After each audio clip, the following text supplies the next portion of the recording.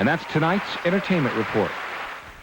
Well, you missed it. I was singing the whole time, along with him. And he was singing very well. Fortunately, they cut his mic. Yeah. Well, Cut an album soon? Sometime. Soon. you have the floor now, Jim. Yeah. Let's take a last look at the weather and see what's going on. Still some scattered showers around tomorrow. It'll be in the 40s by noon, though. Showers ending in partly cloudy skies, and we'll call it partly cloudy, and about 59 for a high temperature tomorrow. Looks like a nice day. Yeah, great day. Thanks. We're glad you're with us, everybody. Once again, stay tuned for the Democratic debate.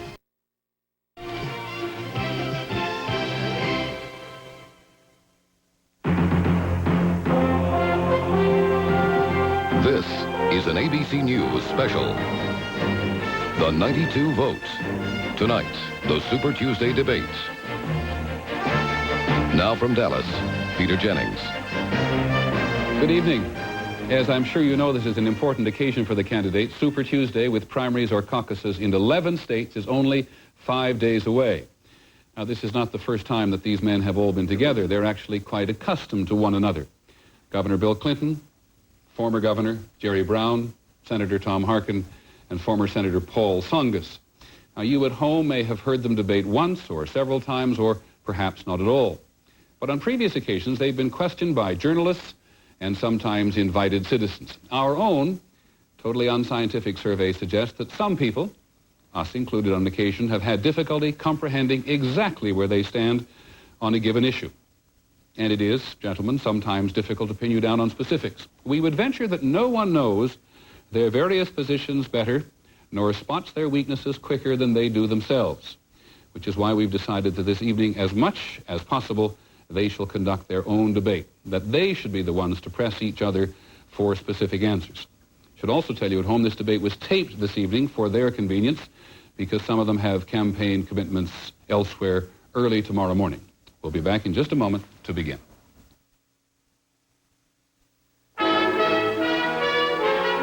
This ABC News special, continuing coverage of the 92 votes, the Super Tuesday debates, is brought to you by Aetna.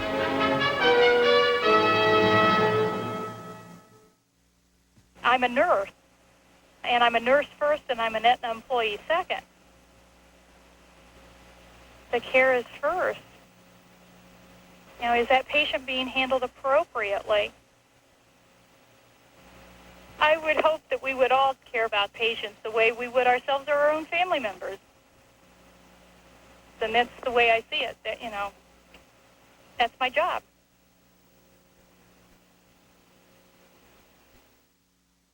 Mom sent pictures. You're as big as a house. Oh, you should see me. Moments like this were made for Gold MasterCard. With the added credit you've earned. It's a long drive, and you'll need the map. Plus, no card is more welcomed at home or abroad. Not American Express, not even Visa. Oh, Lori, I can't believe it. How in the world? Gold MasterCard, the best gold card to master the moment.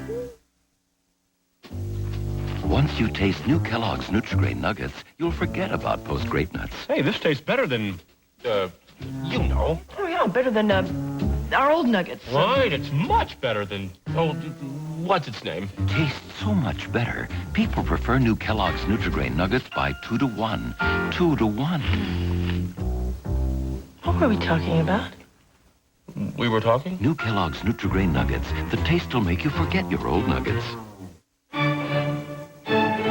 Portland Antique Company's spectacular winter sale. All prices slashed 20 to 60% off everything in 2 huge buildings. Grab this chance to furnish for less than you could pay for new furniture. Tables, chairs, china cabinets, hall stands, living room furniture, bedroom sets, and much more. All on sale now through Sunday, March 8th. Portland Antique Company is open every day from 10 to 6 at the corners of 12th and 13th on Northwest Gleason. People who read news watch ABC News. The Washington Journalism Review 1992 Readers Poll voted ABC News the best in the business. Peter Jennings, Nightline with Ted Koppel, Jeff Greenfield, Britt Hume. When news matters, it matters where you get your news. ABC News.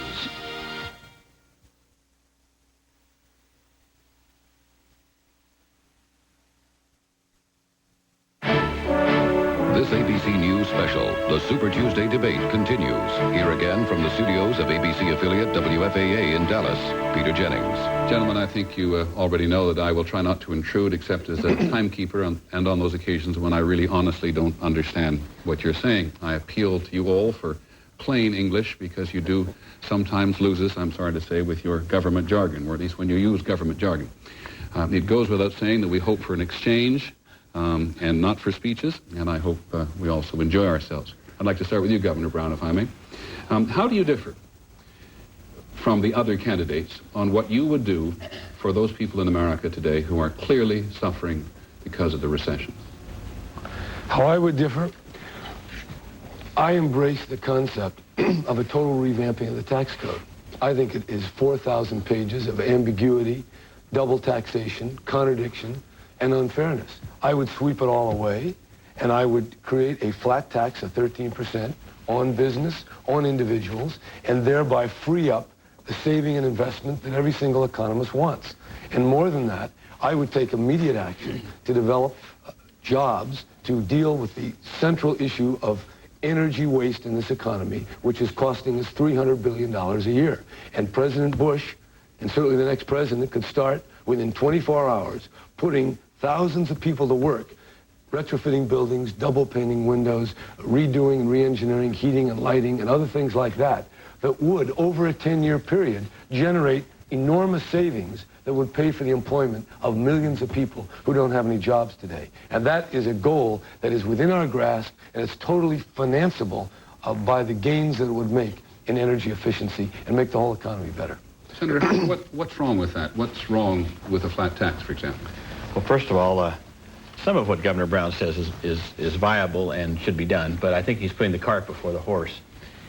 Where I differ, I think, is that I have a plan that I put into effect called a Blueprint to Build a New America, in which next year I propose we take $35 billion and put it right down to our cities and communities, because they have plans on the shelf right now for road repair, bridges, sewer and water systems, school renovation, things like that, that they can get people to work right away. With that money, we can put about 1 million people back to work next year immediately. And out of that, what we get is a better infrastructure. And that will let our private sector be a little bit more efficient and more productive. Last year, the International Bank of Settlements in Geneva, Switzerland, came out with a study and said that one of the major reasons for the lack of productivity growth in the United States is our lack of investment in infrastructure. As a percent of output, Japan spends 23 times more than we do on infrastructure, and they're going to spend $3 trillion more in the next decade. Germany spends about 15 times more than we do. So we've got to start putting our investments in infrastructure, both physical resources and human resources. So what I would do immediately as president is to get that money down to our communities. They can start putting people to work. And secondly, I would implement what I call my Children's Trust Initiative, to begin the process immediately of reaching down to our young children, getting them healthy starts in life, fully funding the Head Start program, making sure that every kid in America is ready to go to school by the age of 5. Governor Clinton. Well, we're supposed to talk about what Governor Brown said, I think, but let me just take a few seconds, and then I'd like to ask a follow-up question.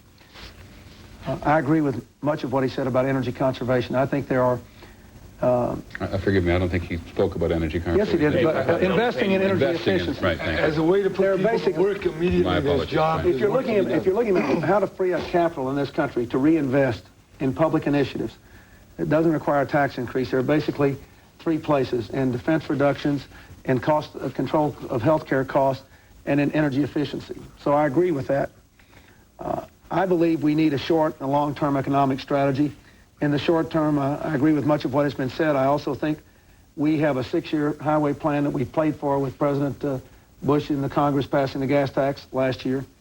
All that money could be spent in 2 years simply by accelerating the letting of all the contracts. I think that should be done.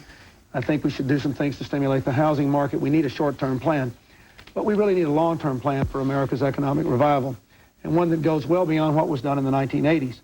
In the 1980s, there was too much emphasis given to keeping the cost of capital and taxes down on upper-income people.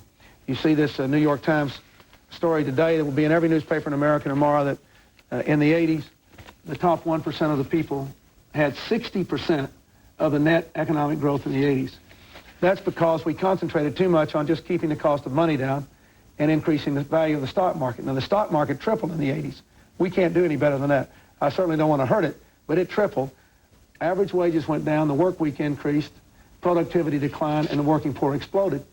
What I think we need to do is to have a people-based economics. We need to invest more in education and training and set up a system literally for permanent training and retraining of the workforce. Not just for kids, but for workers. If I'm one of these people who really is hurting from the recession, I apologize for intruding, when am I going to feel this relief?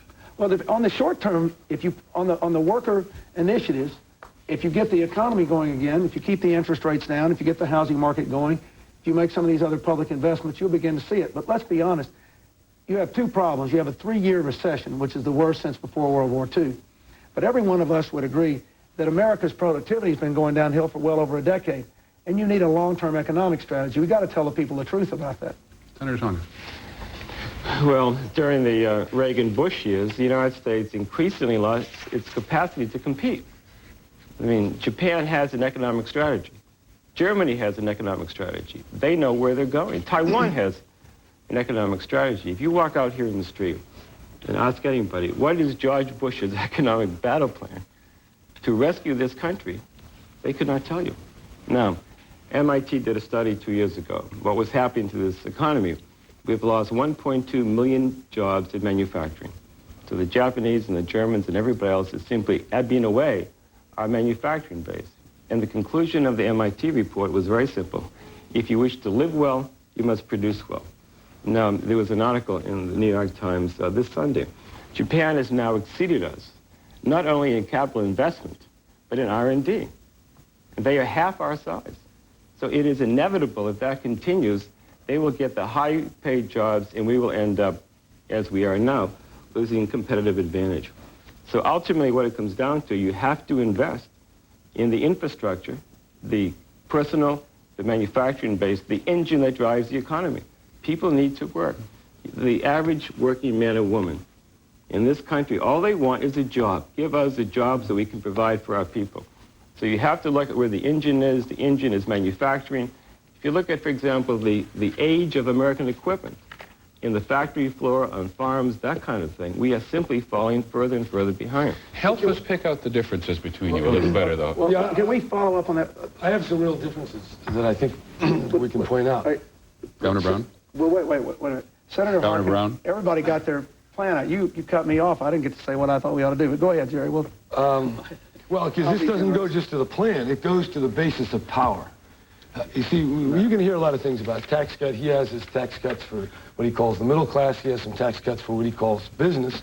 Well, it is business. And I'm saying the problem is that we have a rigged system, that it's very cozy, it's very tightly connected, that the money that go to these gentlemen come from lawyers and investment bankers and people who are in the top 1%, the people who did very well in that New York Times article there. These people pay for these gentlemen's campaigns. Then the whole system is rigged so that, for example, the SNL scandal, which is a product of the politicians in Washington and their SNL campaign contributors, is now being cleaned up by lawyers on Wall Street getting paid $600 an hour.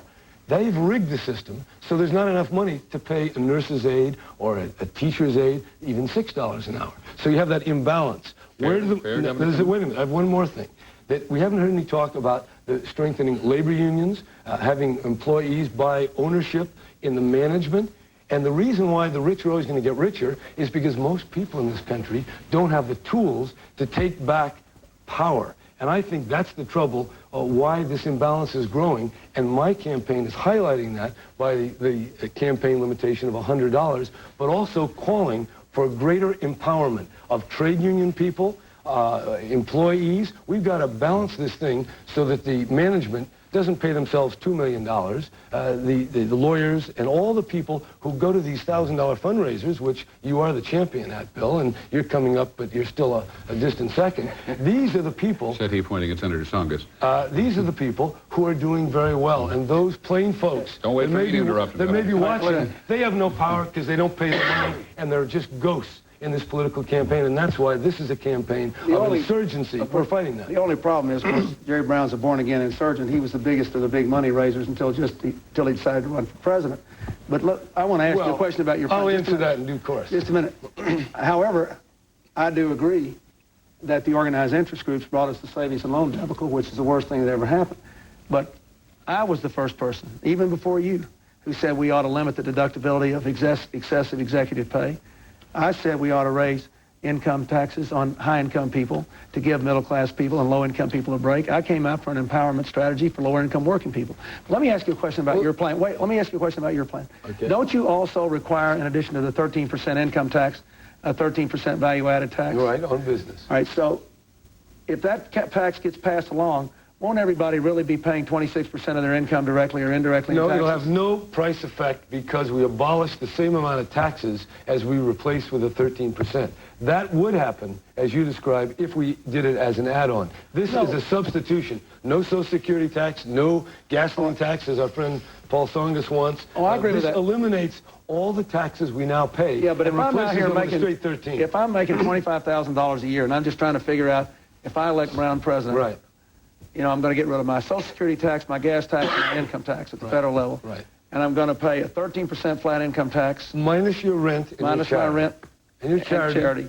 And I'm going to pay indirectly, and I'm going to pay indirectly a 13% VAT tax. No, because the management, the business, will not be paying the withholding tax on Social Security, and they're not going to be paying any corporate tax. So net to the whole economy, it has a zero price effect.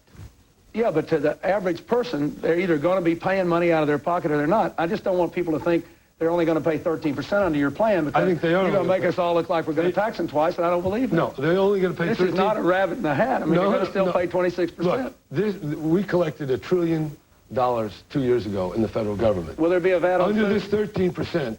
The value added and on the personal, you still collect the same trillion. It's revenue neutral, so it shouldn't increase the price to the total economy. Peter, if I may, I think we just lost half of our audience. Yeah, we did. In this discussion. Let me just correct Governor Brown at one point. I grant you I'm not quite in the big leagues of money raising. But the fact is that I have gotten money from 22,000 people. Okay? 85% of them contributed $115 or less. So I will grant that Jerry's done a better job in that respect, but I'm not too far behind you. And I just want to get those facts on the table. Well, there's one point, though. We were talking about power, and as long as the Wall Street folks that put on these big fundraisers and they become co-chairs, they were in the Dukakis campaign, the Mondale campaign, as long as they're playing the role they're playing in the Democratic Party, you're not going to see trade unions developing more power to give average working people the kind of tools and the clout they need to get better wages. There's a reason why people get paid so little. They don't have any clout. It's a bargain. That's why. Could I answer that? Please. Let me say that I started my campaign 2 days from now. It'll be a year. 1 year. I did one fundraiser on Wall Street, and that was 3 days ago. You know who put it on? A Greek restaurant owner. So, well, when you whatever start coming up on the polls, they like to give you more money. That's the way the system works. Well, thank God there's some Greeks owning restaurants. How much did you raise? Excuse me? How much did you raise? In that event? 70,000. That's the most you ever raised in one event? No, I did a Greek event in New York. We raised all total about $200,000. Okay. Senator Harkin. Well, first of all, there's another problem with this tax I'm going to get to in a second. But, you know, for the last decade, Governor Brown, as chairman of the Democratic Party out in California and as other things, as Governor Clinton has said, has been one of the biggest money raisers in America. He's done that. And now he sits there and sort of in a self-righteous manner paints us all with one brush. Well, I kind of resent that. I'll tell you why. Because, yes, I have taken money from people who probably are on Wall Street, and I've taken money from lawyers. You bet I have, Jerry. I'll tell you one other thing. Congressional Quarterly did a study last year of those senators who had the biggest opposition to George Bush. Guess who was number one? Tom Harkin. For the 8 years that Ronald Reagan was in office, I was tied with number one in opposition to Reagan's trickle-down economic policies. So you see, it doesn't make any difference. It depends on who you are and how much guts you got, and whether you got the courage to stand up to people and to fight for working people, for laboring people, for our family farmers. That's who I fought for. Governor Brown likes to portray himself as an outsider, and that I guess we're insiders. I guess I don't know what, or maybe I'm the insider since I've served in Congress for 17 years. As I've said so many times, it's not outside or inside, Governor Brown, it's whose side you're on. And you take a look at my record. I have been on the side of union people. That's why labor unions are supporting me, because I fought for them. Even though, yes, I've gotten money from a lot of different people who have given me money. But look at the record. I've been there. You say you've got how many? 20-some thousand contributors. I've got 35,000 contributors nationwide. Average contribution, $50. I bet you don't have that many. I've got 35,000 contributors. Well, I'll tell you this. I got 35,000 that I started with a long time ago, and it keeps building up. But here's what again, my point is simply this. You can't sit there and with a straight face and honestly paint us all with a brush and say that we're all corrupt, Jerry. You just can't do You know what I'm going to... I'll tell you what I'll say. I'll say that Congress is stuck. It is confirmed Clarence Thomas. It won't pass labor law reform. It won't eliminate the tip credit so that waitresses have to pay out of their own tips their minimum wage. It's not protecting workers for situs picketing. I think that the working people are neglected. Not that you won't cast some good votes, Tom, but we have to join together and break the chokehold that's holding Congress in bondage. What we need is a president. What we need is a president who hasn't been sitting on the sidelines like you have been, but we need a president who's been in there fighting in the trenches like I have for 17 straight years. I've been in those trenches, fighting for working people, fighting for our labor unions, fighting for women, fighting for minorities on civil rights bills and things like that. I've been in there, and the record is clear. Is that enough to qualify him to be president, Governor? Well, I think he's qualified by his service to be president. I think I'd be a better one. But let me make a point. I think that Jerry's got something to this. You know, break down the power of the special interests in Washington, and I'm for limiting PAC contributions and limiting the cost of congressional campaigns and all that. But Tom made the real point, and I think we should all, I agree with you, we ought to try to show our differences to the voters here tonight. But we need to tell them why we're running, too. And the truth is that for 12 years, for different reasons, the American people have voted for divided government. And a lot of what you're complaining about is the fact that America's problems have been neglected. If we had a president who was leading this country and working with the Congress and trying to move us off dead center and trying to get us to the point where we could compete and win again, I think it would make a big difference. I agree there's some problems in the system, Jerry, but you got to admit, I mean, for different reasons, the American people thought, well, we'll vote for Reagan and Bush. They'll restrain spending. They'll be tough overseas.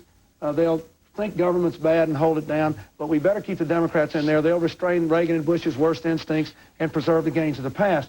And that's hunky-dory if people perceive things are going along all right.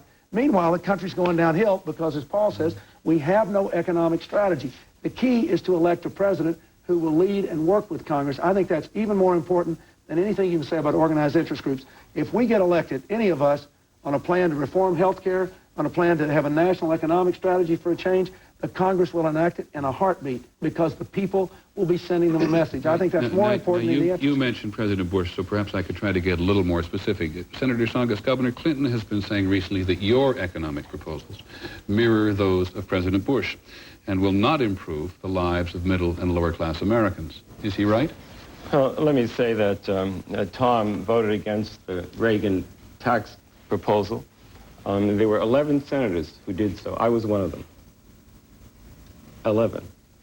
And so we were a small band. It was obvious that what George Bush and Ronald Reagan were proposing was economic nonsense. It was morning in America. You can have it all.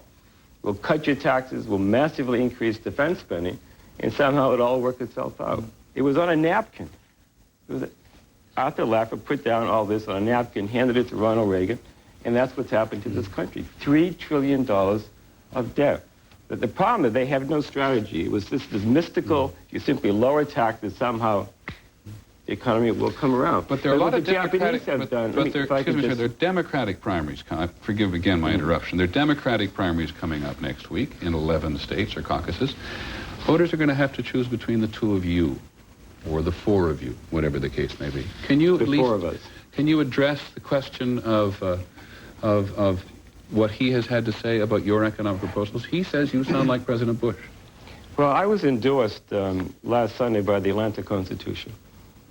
And that's not a newspaper in my backyard. And what they said was that I had a pro-growth, economic growth policy with a progressive social agenda. What I'm saying very simply is, look, I've been in politics a long time. I would love to have come out for the middle-class tax cut. You don't think my advisors beat on me to be for it? I assume so. They did. Yes. So why did I say no? I have to be the alternative that says whatever bullets we have, whatever economic bullets we have to be used to drive the economy so you give people jobs. You have all these people who are unemployed, who go home and cannot provide for their families, who say to their kids, well, I'm not sure what the future is for you.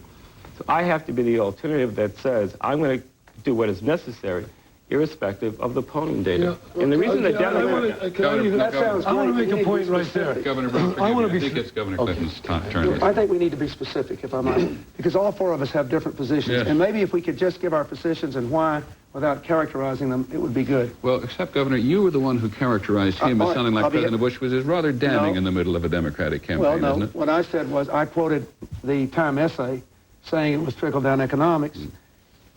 Senator Tsongas and I agree on a lot of things. Number one, we agree you've got to have a pro-growth strategy. You can't just divide a pie that's not growing. I have worked hard to grow my economy. My state's created manufacturing jobs at 10 times the national average. I think I know something about that. But I believe the only tax incentives that work in a global economy are those that are specifically targeted that you cannot access unless you invest in American goods, American services, and American jobs. And I think everybody here has probably voted for some kind of incentives like that in the past. An investment tax credit, a new business tax credit, a low-income housing tax credit, a research and development tax credit, energy conversion tax credits, changes in the real estate rules for people that are investing in this economy. I'm all for that. My objection is to an across-the-board capital gains cut on stocks traded on the stock exchange, which is where Senator Tsongas concentrates this. And let me argue why. We tripled the stock market in the 80s. That's fine. We can't do any better than that in the 90s. We can't do better than triple. But average wages went down, the work week lengthened, poverty exploded, we lost our competitive edge. So my argument is this inequality that we got was accompanied by declining economic growth. I want to give business incentives to invest in this economy, focus far more on how to reorganize the economy so we can compete with other countries.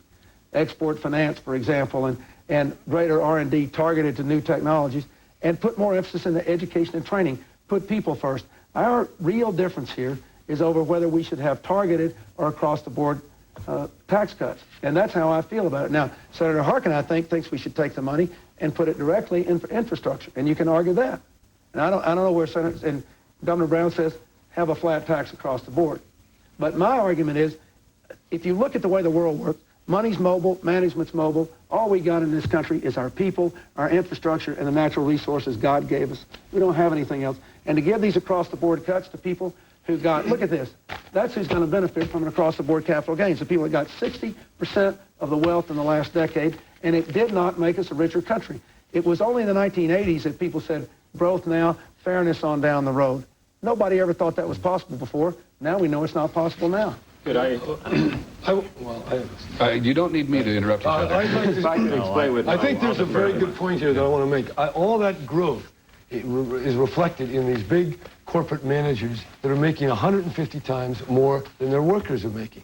10 years ago, they only made 60 times more. Now, that's not a function of the whatever. It's not a function of the tax code. It's a function of the disproportionate power that the management group now has in relationship to the ordinary working people. And what I say, it's not enough to play with either your targeted taxes or what Paul Tsongas says. He wants a temporary investment tax credit of $5 billion, and that's like a temporary car rebate. As soon as you stop paying the rebate, you stop selling the cars. So I don't think that gets you very far. I think you've got to give real power to people. That's why I say you've got to strengthen the power of people to organize collectively. And number two, you've got to give shares in the management to working people and make that as easy as possible so those who work in a factory or an office own part of the management. Then you're not going to see those gross salary perks to the top. And third, we have to use our public pension funds that constitute half the investment capital to promote a greater social and economic justice in this society. I think that gets us to the goal. Can I risk being a little more specific, Ann? All of you favor cuts in defense spending.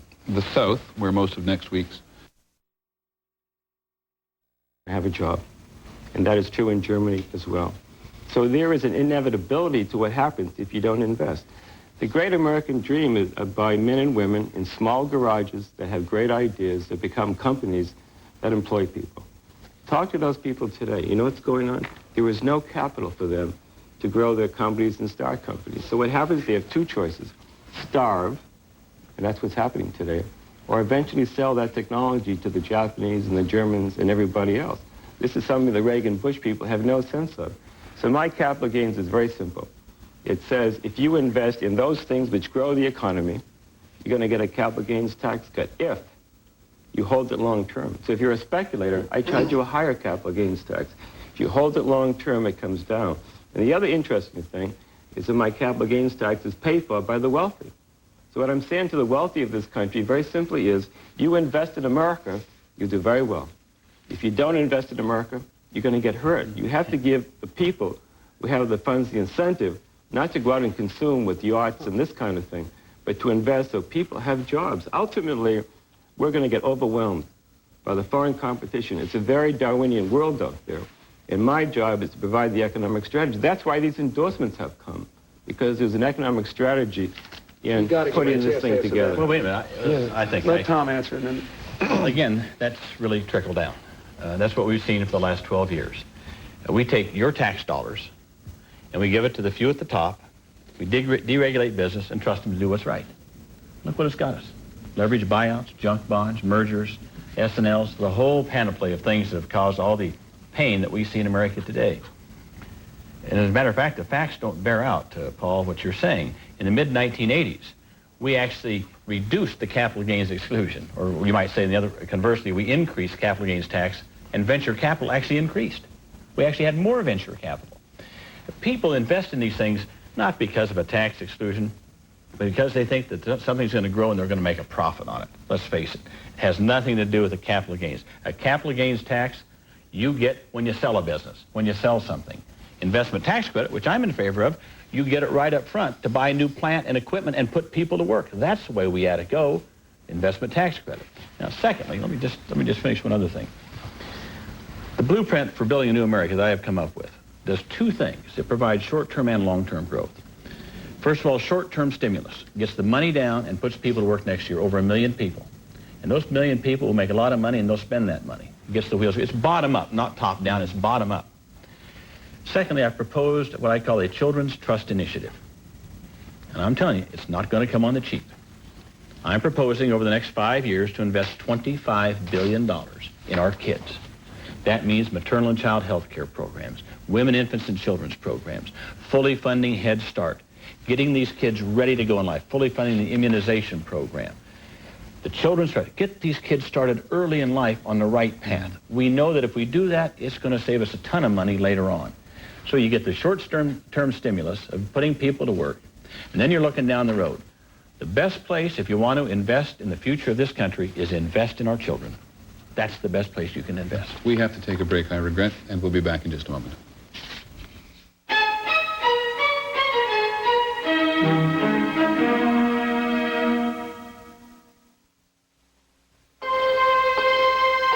They've come for you.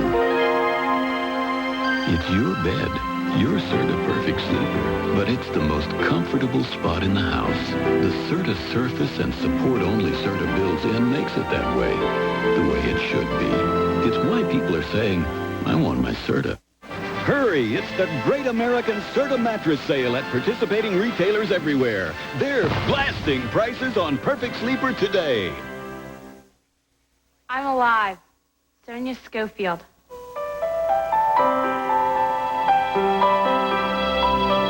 For a free list of cars with airbags, see your Allstate agent. Yeah, we milk about 200 head a day. No, couldn't drink a drop. I'm the dairy farmer who couldn't drink milk. How's his legs? I think my stomach could go crazy. No milk and cookies for Miriam. But then I found this Dairy Ease milk. It's great. Finally, I can enjoy real milk like anybody else. Even the cows seem to respect me more. And to enjoy other dairy products, try Dairy Ease tablets. Hey, Sleeping Beauty, wake up. Is Prince Charming coming? No, but the new boss may be. Better revive with Vivarin. Vivarin? It wakes me up and it's safe as coffee. Great proposal, Stacy. Really alert. Revive with Vivarin. Okay, I know you're probably not looking for fresh, tender asparagus at just 79 cents a pound this very moment, or maybe not even fast, tasty noodle-roni entrees for just 88 cents each. But if you were to jump up from your couch and come down to Thriftway right this very moment, why, you'd find dozens of specials at great prices. Surely there's something you need. At Thriftway, you always get our best. How fast can you change a John Deere tricycler mower from a mulcher to a rear bagger? Then a side discharger. Under 10 seconds. I think I could have done it faster. The tricycler mower from John Deere.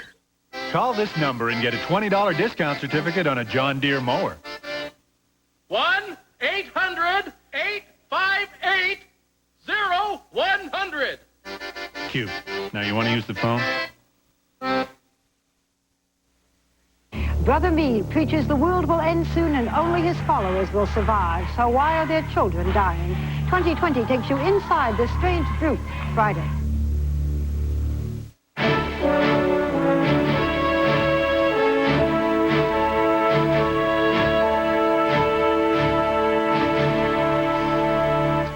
Welcome back. All of you favor cuts in defense spending, but the South, where most of next week's primaries take place, has got a lot of defense industry, and people are going to be thrown out of work if you cut back on defense. How do you balance those two interests, Senator Tsongas?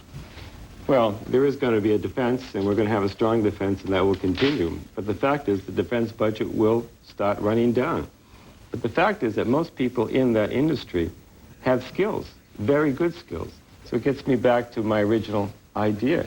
You have to grow new companies. So people who are displaced from the defense industry have some place to go to take their very considerable skills. It's probably, in a technical sense, the most competent and talented workforce that we have. The question is going to be, what do we then give them to do for a job? So when we talk about growing the economy, this is the cutting edge. So the average person who wants a job can get a job because we, like the Japanese and the Germans, grow new companies. So there are new companies for people to take their skills to. I think the danger of what Reagan and Bush have done is they went through this massive increase in defense spending. And now that we end up with the Cold War over and this contraction taking place, they have not provided the mechanism for new companies to start up to employ people who are going to desperately need that employment. I just think, I agree there should be incentives for new companies to start. But I think this shows another fatal weakness between our country, comparing our country to Germany or Japan, for example. We have to downscale the defense budget because it's all structured against the Soviet threat that isn't anymore. And I think all of us agree with that. But not very far from here in Tarrant County, Fort Worth, you have more defense-related unemployment than in any other county in America, I think. And already in Southern California, where Jerry's from, you've got scientists and engineers driving taxi cabs. You've got factory workers out on the street. Because this is the only country in the world that would even consider this kind of build-down of its scientific and engineering and high-tech manufacturing and servicemen and women workforce with no strategy.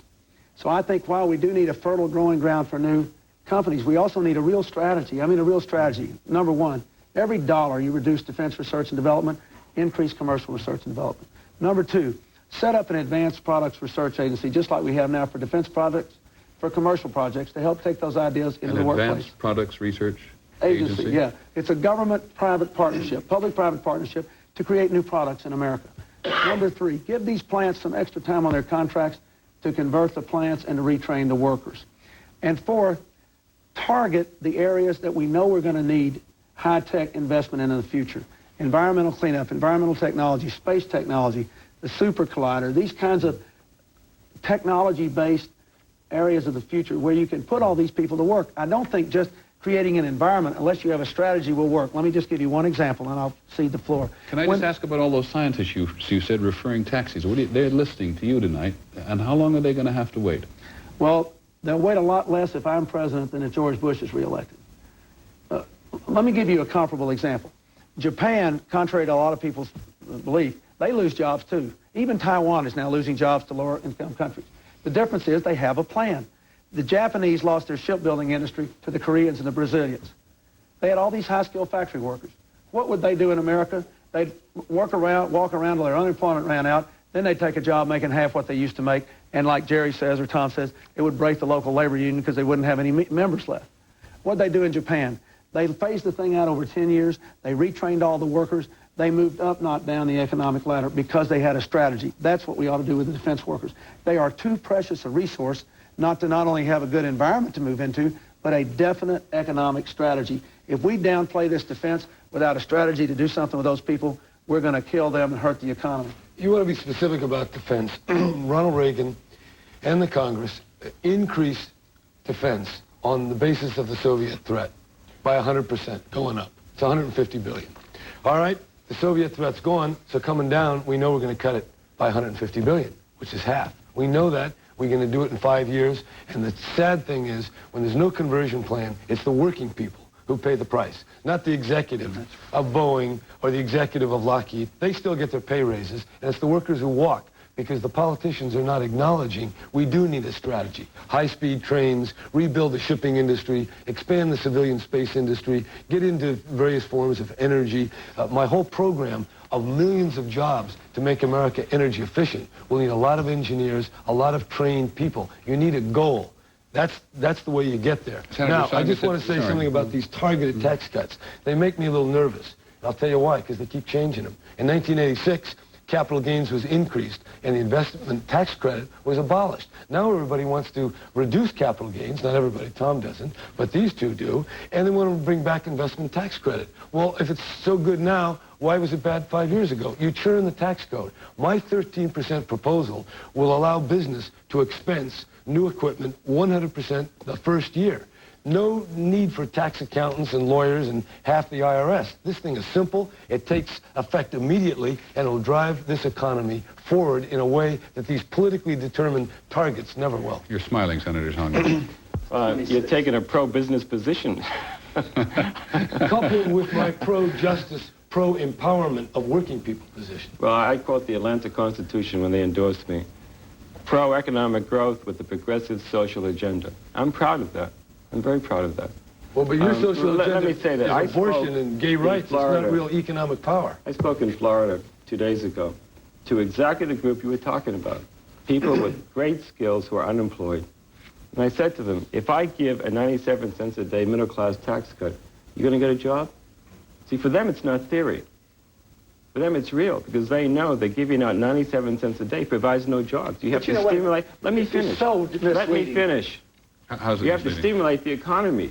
They need to have growth in the private sector so they can take their considerable skills someplace and get a job. So it's one thing to say to people who, have a job, well, we'll give you this tax cut. But the ultimate responsibility is that working men and women in this country need a capacity to get out there, have a job, and provide for their families. That's the kind of audience. That's the cutting edge. I mean, that's where our responsibility ultimately lies. Who's he misleading and how? Well, because he argues that the middle-class tax cut undermines growth. We both raised taxes on upper-income people. I argue for a modest tax cut and fairness for the middle class. He argues instead for a long-term capital gains tax. And let's not, all this growing new companies, we're both for a new company tax credit. We're both for an investment tax credit. We're both for those things. He says if you hold General Motors stock for a long time, you ought to get a lower tax. Now, we had 4 capital gains tax cuts, as Tom Harkins always said, between 1978 and 1986. 4. During that time, we lost 2 million manufacturing jobs. Look at General Motors. We gave them capital gains tax cuts, regulatory relief. The union gave them concessions. And what happened? We lost market share because the company didn't make the right decisions and because the workers weren't retrained, they didn't have the right kind of equipment, and they weren't organized. To think that this across-the-board capital gains cut, something for nothing, in the stock is going to make a difference is wrong. Senator Tsongas gave a speech in which he said, I want to be the best president Wall Street ever had. Wall Street tripled in the 80s. That's not where the real economy is. Look at what we did in my state. We created manufacturing jobs. I'm pro-growth, but to say that this middle-class tax cut, number one, is the center of anybody's economic package is wrong. And number two... A lot of people have that impression, I'm sure you know. Yeah, thanks to his ad, which is false, which says that I pay for it by increasing the deficit. That's wrong. But it's also wrong to say that an across-the-board capital gains cut and relaxing the antitrust laws, which was condemned even by experts in the field, and relaxing the accountability of corporate executives to shareholders is good for the economy. I think that's just dead wrong. That's exactly what we did in the 1980s, and the economy went downhill. I think it's wrong. We haven't heard. I believe Senator Harkin, we haven't heard from for a while. I believe the question had to do with the cutback in military spending. Precisely. Much of what Governor Brown said is correct, and others, that we have to have a plan for economic conversion.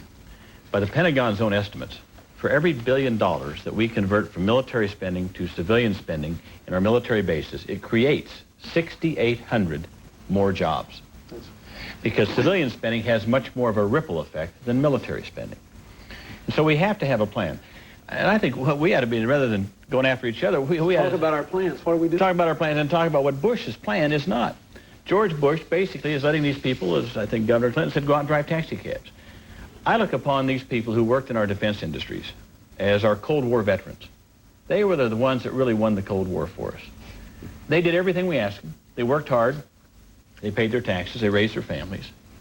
And they were bright. A lot of them were scientists, engineers, the best sheet metal workers in America, the best machinists. And now we're saying go flip hamburgers. And that's not what we ought to be about. We ought to be about job retraining and economic conversion in these plants. Jerry said it right. Building the next generation of commercial aircraft, the next generation of commercial shipping, high-speed rail, renewable energy systems in America. I'll give you one good example of what I mean by this. George Bush wants to buy 5 more B-2 bombers. Absolutely no use. You know, they were supposed to evade radar, bomb a country that no longer even exists. But he says we want to buy 5 more at about $1 billion a copy. And yet, right near where we sit here tonight, in Fort Worth, there's an aircraft called the V-22. I don't mean to get into specifics. The V-22, it's a tilt rotor. The whole wing tilts. It takes off vertically, flies very fast, and can land vertically. While Cheney is asking for money, and Bush is asking for money for the B-2, they're cutting the money for the V-22, which we can sell commercially. In fact, statistics show that for this V-22, we could build 12 vertical ports in our biggest cities on the East Coast, 12 of those, buy 165 of these aircraft for the price of 1/2 of a new large airport. These are aircraft we can build commercially, sell here, sell around the world. Yet Bush is cutting the funds for that, putting the money in the B-2 bomber. It makes no sense. Let me say, just in support of that, in our defense budgets, at least, I don't remember the other, we both left, I support the V-22. I also think we ought to have a submarine program, but should have a submarine program? Yeah, because we need force mobility. We need, but I favor far fewer forces in Europe than the president does. Would you bring them all home? No. Why would you leave some there? For 2 reasons. One is, let me say something nice about President Bush. I thought he handled himself pretty well at the NATO conference in Rome last summer, and he just put it on the line to the Europeans. He said, do you want us here or not? And they said, we'd like you to stay a while longer. We may need you in Yugoslavia. We may need you in the former Soviet republics. We don't know what's going to happen. So I'd leave a force there for that. Would you be in favor of sending American forces in to keep the peace in Yugoslavia? If it were part of a United Nations effort, I might, or if it were part of an agreed upon... Why do we want to leave all those troops in Europe? They're richer than we are. How many would you... It's ridiculous. Well, wait a minute. There's a second reason. The biggest security threat we're going to face, I think, in the near term are all these dictators, some of which are in the Middle East, and whom are in the Middle East, trying to become nuclear powers. Iraq, Iran. President Bush's friends in China rewarded him for Tiananmen Square for what he did there by opening negotiations with the Iranians on nuclear transfer. Would you be in favor of using American forces to put Saddam Hussein in his place? Well, let's answer the European question first. I mean the American forces in Europe. I don't think we need 150,000 troops there, but I would leave a much smaller force there. I agree with Jerry there. A lot of them are richer than we are now in Europe. We ought to bring most of them home, or half of them home, but we ought to leave a sizable force there for a time until we see what happens in the former Soviet republics, and until we work out a long-term relationship with NATO, and until we develop a UN security peacekeeping force that we know is more reliable. So I would leave some there, yes, but not 150,000. I just don't agree with that. I think... Would you bring them all home? I'd bring them, I'd maybe leave 1,000 there, and just as an exchange program, and have them send 1,000 over here so we can just keep a sense of solidarity. I think, and I'm a student of history, a classics scholar, at least I got my degree in Latin and Greek, and tell you the Roman Empire collapsed, not because it couldn't keep off the barbarians, but because internally it began to rot. Injustice, people hanging around getting bread in circuses, the rich living in their decadent life, and the poor falling by the wayside. What we have here is gangs, dope, crack salesmen, murders. I mean, we got to take care of business right here. That is a much greater threat than anything over in the Middle East or in Russia. And I think the trouble with Washington is they're so preoccupied elsewhere. I want to come right back here and start putting all our attention, how do we stop this crime? How do we put these kids to work? How do we make sure they get out of school? And that's going to take more attention than the Iraq war or any of this other stuff. How many troops would you leave in Europe, Tom? First of all, I've written a paper on this. In fact, a year ago, I published a book on this very subject. So if you want to get it, you can buy it at the bookstore, okay? About force reductions in Europe and how we should restructure our military forces. First of all, we have to recognize the Cold War's over. It is over, finished, done. And therefore, we have to move to new institutions. We can't keep thinking about NATO. NATO was set up for one reason, to defend Western Europe from the Warsaw Pact. Warsaw Pact's no longer there, no longer a threat. We ought to be thinking about a new kind of an institution in which we can cooperate with our European allies and friends. I've suggested phasing out NATO and building the CSC, the Committee on Security and Cooperation in Europe, because that covers not just military, it covers all of the other elements on which we want to be involved in Western Europe, for example, and Eastern Europe. I think that would be a much better vehicle for us to be involved in Europe. So I've suggested that we would withdraw our troops from Europe down to a level of about 20,000. 20,000 would provide some forward basing, just in case we needed forward basing. But I think with 20,000 troops in Europe, we'd have 20,000. Your Senator Tsongas. Well, I think you have to keep enough troops in Europe so the commitment to NATO is unquestioned. You know, but we don't need NATO. Wait a minute. I didn't interrupt you. I'm sorry. The number of troops, I would say, would be between 50 and 90,000. That's it. We don't need all those troops there. We don't need all the troops in the Middle East, in the Pacific Rim. But the fact is, and I think Jerry pointed to that this country is in trouble economically. That when great powers have no capacity to have their economics in place, they will implode, and they simply collapse from without. So it seems to me that at some point that this administration has never understood that you have to go into this conversion. When I was a young intern for a congressman, this was back in the mid-60s, he was talking about conversion because he saw that eventually this problem will be upon us. And let me just use my time now if I could answer some of the points that were made earlier.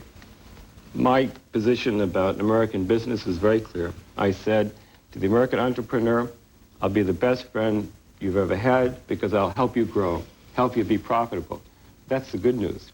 The bad news is I'm going to hold you to a much higher standard of accountability in terms of corporate giving, in terms of involvement with education, in terms of involvement with philanthropic activities like culture, like music, like art. How are you going to do that? Because you set a standard. Look at Minneapolis.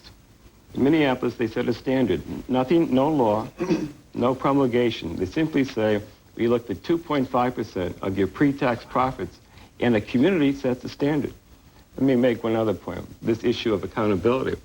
Do I want to change the laws on director liability? I sure do. I speak as a director now. Under the American law, the way it is now, a director can get sued if that director votes for something long-term, as opposed to giving money out to the shareholder. That's the reverse of what the Japanese do. What I'm trying to say is that directors have the courage to invest long-term, take a long-term perspective, can have that as a defense against shareholder lawsuit. Because what's happening now in the United States is, in America, we think in 3-month terms. I want to abolish quarterly reports, make it semi-annual. The United States cannot compete if it thinks in 3-month terms with Japan that thinks in 10-month terms, 10-year terms. And the final point I would make... Senator, could I just, on that one point, am I being naive when I say that I think it sounds a little bit like pie in the sky? What you would do to encourage American business to change? If the American entrepreneur does not begin to think long-term, there is no future. There is no future. Now, I always presume that quarterly reports were somehow given by mandate. Our competitors do not do that. We have to change the way management thinks, the way labor thinks, the way government thinks. It has to be a partnership.